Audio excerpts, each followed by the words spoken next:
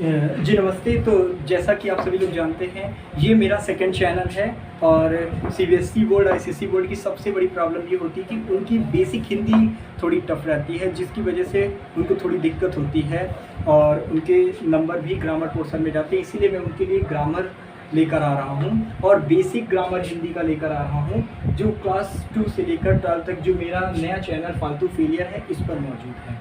और मैं उसमें उनको संपूर्ण हिंदी, साइंस और मैथ के साथ मैं इसमें हिंदी शुरू करने जा रहा हूँ और ये मेरा सेकंड चैनल है। तो आपको अगर अच्छा लगेगा तो आप इसे लाइक करिएगा, सब्सक्राइब करिएगा और ज़्यादा से ज़्यादा ये 9th हाई स्कूल और इन सब बच्चों तक पहुँचाइएगा, क्योंकि ये मैं प्रॉपर उन्हीं के लिए बना रहा हूँ और मैं इसमें कॉम्पिटिटिव भी कुछ क्वेश्चन जोड़ने की कोशिश करूँगा। तो आज मैं थोड़ा इंट्रो के साथ शुरू करता हूँ कि हिंदी व्याकरण होता क्या है। भाई जैसे तो हिंदी व्याकरण, पहली बात होता क्या है, व्याकरण है क्या? तो व्याकरण का मतलब ये होता है कि भाषा को शुद्ध रूप से लिखना व्याकरण कहलाता है। तो व्याकरण का मतलब हो जाता है कि भाषा को शुद्ध रूप से लिखना, भाषा को शुद्ध रूप से लिखना व्याकरण कहलाता है।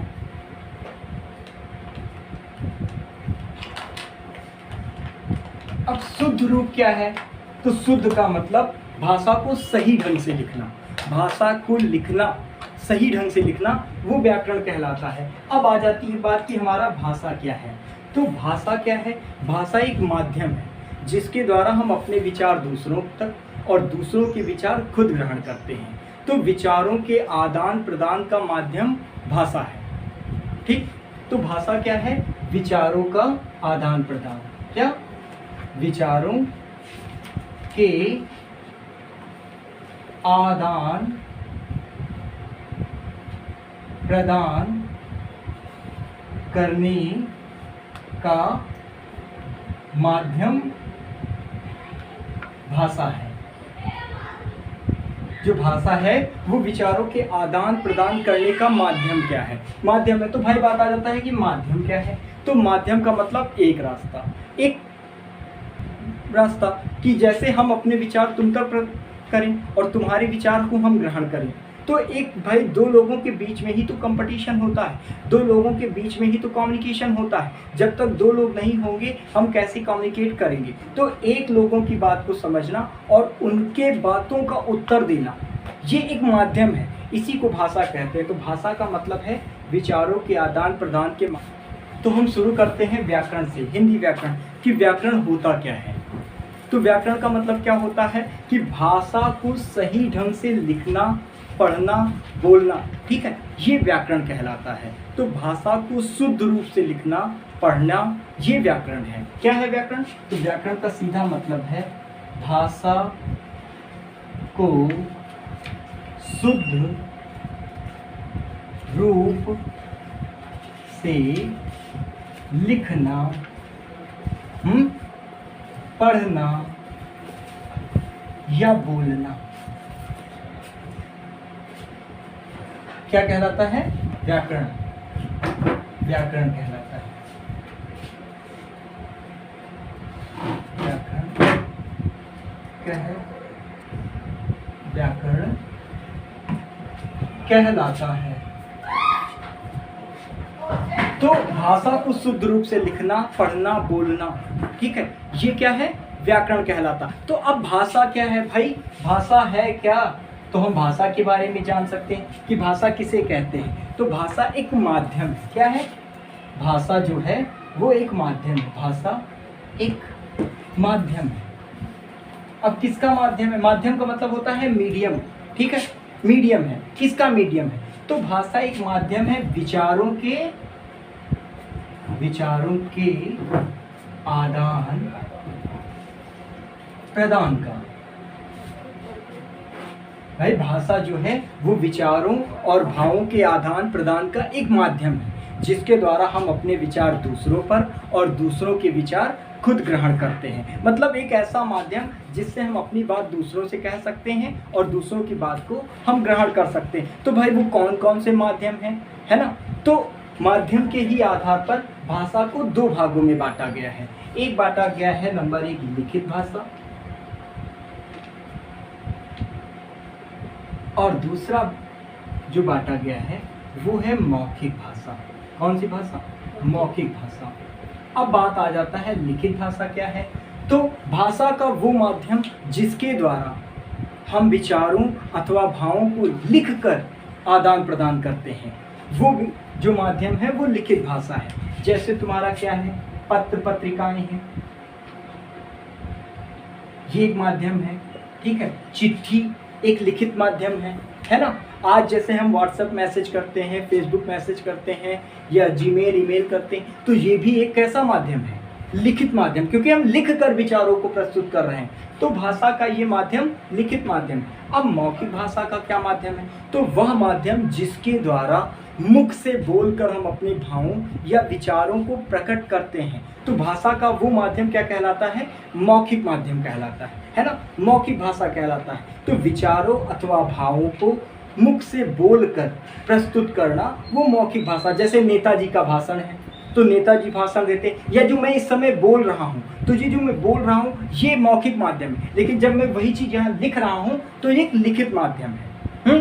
या जैसे टीवी है, तो टीवी बोलता है, तो जब वो बोल रहा तो वो हम सुनते हैं, तो वो एक मौखिक माध्यम है। तो नेताजी का भाषण है, कोई कहानी सुनना है, तो ये सब भाषा के मौखिक माध्यम है। जैसे तुम सोच रहे होगे कि एक तीसरा भी तो माध्यम होता है, सांकेतिक माध्यम, है ना। सांकेतिक माध्यम, तो व्याकरण की भाषा में सांकेतिक भाषा को हम नहीं मानते हैं, इसे स्थान व्याकरण ने नहीं दे रखा गया है। क्यों? क्योंकि मौखिक भाषा में कहीं ना कहीं हम संकेतों का प्रयोग कर लेते हैं, इसलिए सांकेतिक भाषा को भाषा के तीनों भेदों में नहीं रखा गया। तो भाषा के कितने भेद हो गए? 2 भेद हो गए, एक लिखित और एक मौखिक। यहाँ तक बात समझ में आई। अब अगली बात आ जाती है लिपि, ठीक है। लिपि किसे कहते हैं? तो अभी तुमने देखा व्याकरण में कि भाषा को शुद्ध रूप से लिखने का ढंग व्याकरण कहलाता है। लिपि क्या है? तो भाषा को लिखने का ढंग, क्या? लिखने का ढंग क्या कहलाता है? लिपि कहलाता है, ठीक है। भाषा को लिखने का ढंग। अब भाई लिखने का ढंग क्या है? तो भाषा को हम जब कोई भी भाषा लिखते हैं, इंग्लिश भाषा लिखते हैं, उर्दू लिखते हैं, संस्कृत लिखते हैं, जो भी भाषा लिखते हैं, तो उनमें हम कुछ चिन्हों का प्रयोग करते हैं। जैसे हिंदी लिख रहे हैं छोटा, इंग्लिश लिख रहे हैं ए, या और कोई भाषा की हम चिन्हों का जो ये प्रयोग करते हैं, तो भाषा को जिन चिन्हों के द्वारा लिखा जाता है वो क्या है? लिपि है। तो हम एक लाइन में बोल सकते हैं कि भाषा को लिखने का ढंग क्या कहलाता है? लिपि कहलाता है। तो हमें एक बात और जान लेनी चाहिए कि प्रत्येक भाषा की अपनी क्या होती है? लिपि होती। तो लिपि के बारे में कुछ पॉइंट्स हैं। जैसे पहली बात, प्रत्येक भाषा की अपनी क्या होती है? अपनी एक लिपि होती है। क्यों? क्योंकि लिखने का ढंग ही तो लिपि होता है। तो प्रत्येक भाषा की अपनी एक लिपि होती है। दूसरी चीज, कई भाषाओं की लिपि कितनी हो सकती है? एक ही हो सकती है। कई भाषाओं की एक लिपि हो सकती है। जैसे हिंदी है, हिंदी, तुम्हारी संस्कृत है ना, मराठी, इन तीनों भाषाओं की लिपि क्या है? देवनागरी लिपि। कौन सी? देवनागरी। ठीक, तो इनकी देवनागरी लिपि है। और जैसे तुम्हारा ले लो अंग्रेजी, अंग्रेजी की क्या है? रोमन है, ठीक है। उर्दू की, तो ये इस प्रकार तो कई भाषाओं की एक ही लिपि हो सकती है। तो भाषा को लिखने का जो माध्यम है वो लिपि कहलाता है। जिन चिन्हों का हम प्रयोग करते हैं वो लिपि है। और भाषा को शुद्ध रूप से लिखने का ढंग वो व्याकरण कहलाता है। किसी भी भाषा को सही रूप से लिखना, जैसे हमने लिखा राम, तो राम ये सही लिखा, अब हमने रम लिख दिया तो ये गलत है। तो भाषा को सही रूप से लिखना व्याकरण कहलाता है। ठीक है, और विचारों अथवा भावों के आदान प्रदान को क्या कहते हैं? भाषा कहते हैं। भाषा के कितने प्रकार हैं? 2 प्रकार, एक लिखित, एक मौखिक। लिखित क्या है? भाषा को लिखकर अपनी बात रखना, लिखित भाषा है, और मुख से बोलकर अपनी बात को रखना मौखिक भाषा कहलाता है। तो यहाँ तक कोई दिक्कत, कोई डाउट? अब आ जाते हैं कुछ हमारे मेन पॉइंट हैं इसी पर। राष्ट्रीय भाषा क्या है, इंटरनेशनल भाषा क्या है, बोली क्या है, इसके बारे में भी हम थोड़ा जानकारी ले लेते हैं। तो नंबर 1 आ जाता है मातृभाषा। कौन सी भाषा? मातृभाषा। तो मातृभाषा मतलब वो भाषा जिसे बालक कहाँ सीखता है? अपने घर में सीखता है, अपने समाज में सीखता है, वो मातृभाषा कहलाता है। या और अब यहीं से क्वेश्चन बन सकता है कि किसी बच्चे की पहली जो भाषा है या पहली प्रारंभिक पाठशाला क्या होती? तो वो उसका घर होता है, उसका परिवार होता है, उसकी माँ होती है। ठीक है, जहाँ से वो पहली बार पढ़ना लिखना सीखता है। तो बालक की पहली पाठशाला उसका अपना घर होता है, अपना आसपास पड़ोस होता है, माँ होती है। तो मातृभाषा क्या है? तो वो भाषा जिसे बालक अपने घर में, अपने समाज से सीखता है, वो मातृभाषा कहलाती है। फिर दूसरे नंबर पे आ जाता है राज्य भाषा। कौन सी भाषा? राज्य भाषा। तो किसी राज्य में बोली जाने वाली भाषा। तो किसी राज्य में बोली जाने वाली भाषा से क्या मतलब है कि जब कोई ऑफिशियल काम, कोई भी ऑफिस का वर्क जिस भाषा, जिस लैंग्वेज में होता है, वो वहाँ की राज्य भाषा कहलाती है। जैसे तमिलनाडु की है तमिल भाषा है, मलयालम है ना केरल की, कन्नड़ है, पंजाब की पंजाबी है। तो ये उस राज्य की भाषा है। जैसे अपने हिंदी की, अपने उत्तर प्रदेश की राज्य भाषा क्या है जिस पे हमारे ऑफिशियल काम होते हैं? तो पहली राज्य भाषा हिंदी है और दूसरी उर्दू है। ठीक है, फिर आ जाता है राष्ट्रीय भाषा। राष्ट्रीय भाषा तो जो राष्ट्र स्तर पर बोली जाती है वो राष्ट्रीय भाषा कहलाती। अपने भारत की कोई राष्ट्रीय भाषा है? नहीं है। लोग कहते हैं कि हिंदी राष्ट्रीय भाषा है, जबकि हिंदी एक राज्य भाषा है, हिंदी राष्ट्रीय भाषा नहीं है, हिंदी एक राज्य भाषा है। पहली बात याद रखना कि हिंदी जो है वो कैसी भाषा है? हिंदी हमारी राज्य भाषा है। हिंदी हमारी कैसी भाषा है? हमारी राज्य भाषा है। ठीक, हिंदी हमारी राज्य भाषा। अब एक बात यहीं पर और समझ लो, हिंदी दिवस कब मनाया जाता है? तो 14 सितंबर को हिंदी दिवस मनाया जाता है। अब एक बात और, राष्ट्रभाषा आ गई। तो राष्ट्रभाषा तो भारत की कोई भी राष्ट्रीय भाषा नहीं है। तो फिर भारत में भैया भाषाएं कितनी हैं? बहुत सी भाषाएं, लेकिन हमारे संविधान के अनुच्छेद, तो लिख लो जरा, नोट पॉइंट में बना लो कि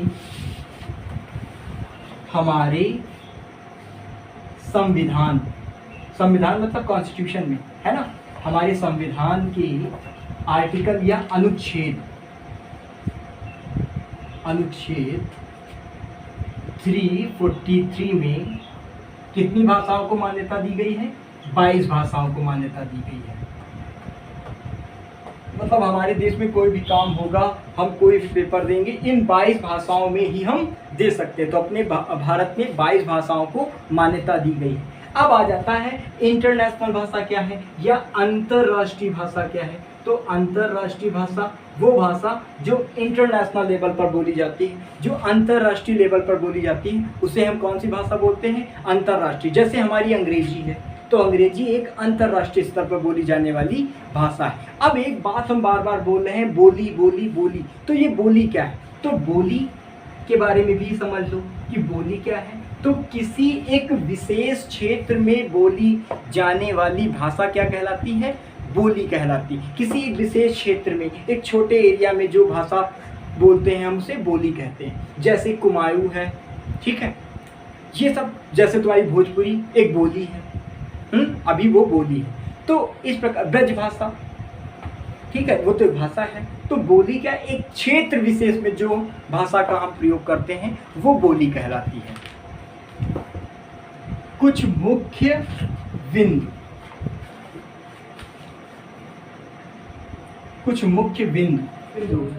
तो अब जैसे भारतीय संविधान में अभी हमने बताया था कि 22 भाषाएं हैं। तो हिंदी, असमिया, बांग्ला, गुजराती, बोडो, डोगरी, कन्नड़, कश्मीरी, कोंकणी, पंजाबी, उर्दू, मैथिली, मलयालम, मणिपुरी, मराठी, नेपाली, ओडिया, संस्कृत, तमिल, तेलुगु, संथाली और सिंधी, ये 22 भाषाओं को हिंदी, जो ये 22 भाषाएं हैं, इन्हें अपने संविधान के आर्टिकल 343 में क्या दिया गया, दर्जा दिया गया। ये एक साथ नहीं दिया गया, ये समय समय पर, थोड़े थोड़े समय पर दिया गया इनको। तो अब तक हमारे संविधान में टोटल 22 भाषाओं को स्थान दिया गया है। और ये कब दिया गया था, तो 14 सितंबर 1949 को दिया गया था। ठीक है, इसीलिए 14 सितंबर को हम हर साल क्या मनाते हैं, हिंदी दिवस मनाते हैं। इसके अलावा हमें पता होना चाहिए कि हमारे देश की कोई भी राष्ट्रीय भाषा नहीं है, लेकिन फिजी एक देश है जहाँ की हिंदी क्या है, राज्य भाषा है। ठीक है, हिंदी राज्य भाषा। 769 ईस्वी में पहले हिंदी साहित्य दोहा कोश की रचना हुई थी। ठीक, फिर 1100 ईस्वी में आधुनिक देवनागरी लिपि का जन्म हुआ था। फिर 1913 में दादा साहब फाल्के द्वारा पहली हिंदी फिल्म राजा हरिश्चंद्र का निर्माण किया गया। 1926 में कोलकाता से पहले हिंदी समाचार पत्र उदंत मार्तंडी का प्रकाशन किया गया। और फिर 1929 में आचार्य रामचंद्र शुक्ल के द्वारा हिंदी साहित्य का इतिहास के लेखन का प्रकाशन किया गया। तो हमारे ये कुछ पॉइंट्स हैं जो हमारे कंपटीशन में पूछे जाते हैं कि 769 ईस्वी में क्या हुआ था, तो पहले हिंदी साहित्य दोहा कोश की रचना, फिर 1100 में आधुनिक देवनागरी लिपि की रचना हुई, फिर 1913 में दादा साहब फाल्के द्वारा पहली हिंदी फिल्म राजा हरिश्चंद्र का निर्माण किया गया, फिर 1926 में कोलकाता के पहले हिंदी समाचार पत्र उदंत मार्तंडे का प्रकाशन किया गया, और फिर 1929 में आचार्य रामचंद्र शुक्ल के द्वारा हिंदी साहित्य के इतिहास लेखन का प्रकाशन किया गया। तो उसी कड़ी में आगे है। तो अगर आपको पसंद आए तो उसको लाइक करें, सब्सक्राइब करें और शेयर करें ज़्यादा से ज़्यादा, ताकि जो हमारे सीबीएसई बोर्ड के बच्चे हैं उनका फ़ायदा हो। तो हमारे कुछ और पॉइंट्स हैं, जैसे 1930 में हिंदी टाइपराइटर का जन्म हुआ था, और फिर 1931 में पहली बोलती फिल्म आलम आरा का निर्माण होता है। एक बात याद रखना, जो भारत की पहली फिल्म है वो सत्यवादी राजा हरिश्चंद्र है, जो बोलती नहीं थी। लेकिन 1931 में 1931 में पहली बोलती फिल्म आलम आरा, इसमें हिंदी टाइपराइटर का जन्म हुआ। फिर 1931 में पहली बोलती फिल्म आलम आरा का निर्माण हुआ, और 1949 में हिंदी भाषा जो थी वो भारत की राज्य भाषा घोषित हुई। तो भारत की राज्य भाषा है, ना कि राष्ट्रभाषा है, तो हिंदी राष्ट्रभाषा नहीं है। एक बात ये जान लेना कि हमारे भारत में 22 भाषाओं को मान्यता दी गई है, हिंदी हमारी राष्ट्रीय भाषा नहीं है।